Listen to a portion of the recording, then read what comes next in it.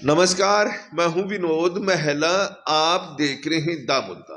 America 119 भारतीयों को deport करने जा रहा है।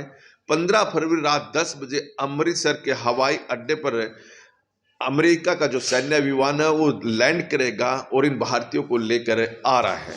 देखिए तो 104 भारतीयों को पिछले कुछ दिन पहले ही डिपोर्ट किया गया था, लेकिन उस समय जो भारतीय डिपोर्ट हुए थे उनको जंजीरों में बांधकर लाया गया था और भारत में एक बड़ा मुद्दा बन गया था। खास तौर पर विरोधी दलों ने इसे मुद्दा बनाया और कहा था कि कोलंबिया जैसा छोटा सा देश अपने नागरिकों को अपने जहाज में लेकर आया है, तो भारत को भी अपने नागरिकों को अपने जहाज में लेकर आना चाहिए था। ये जंजीरों में बांधकर जिस तरह लाया गया है, ये भारतीय नागरिकों का अपमान किया गया है।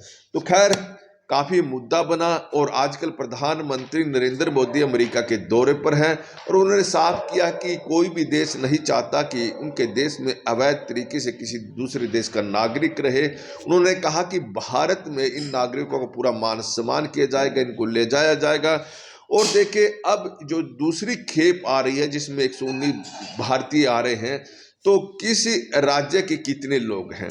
तो पंजाब के सर्वाधिक 67 लोग इस दूसरी खेप में आ रहे हैं और दूसरे नंबर पर फिर हरियाणा है, यानी 33 जो हरियाणा के लोग हैं वो इन 119 में शामिल हैं। और पिछली दफा जब 104 लोग आए थे तो उस समय भी आंकड़ा 33 का था। और इसी तरह से गुजरात की बात करें, 8 जो लोग हैं वो गुजरात के हैं और 3 लोग उत्तर प्रदेश और 2 गोवा के हैं। ऐसे में देखें कि 33 लोग हरियाणा के भी आ रहे हैं।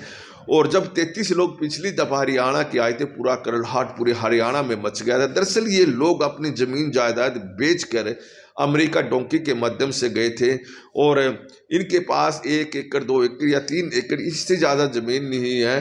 तो यहाँ जो थोड़ी बहुत ज़मीन थी, रोजगार है नहीं था, इसको बेचकर ये लोग मोटा धन मोटा पैसा कमाना चाहते थे, अमेरिका के डॉलर कमाना चाहते थे। दरअसल इनसे पहले लाखों की संख्या में भारतीय वहाँ रह रहे हैं और ज़्यादातर ये लोग डोंकी के माध्यम से गए हैं।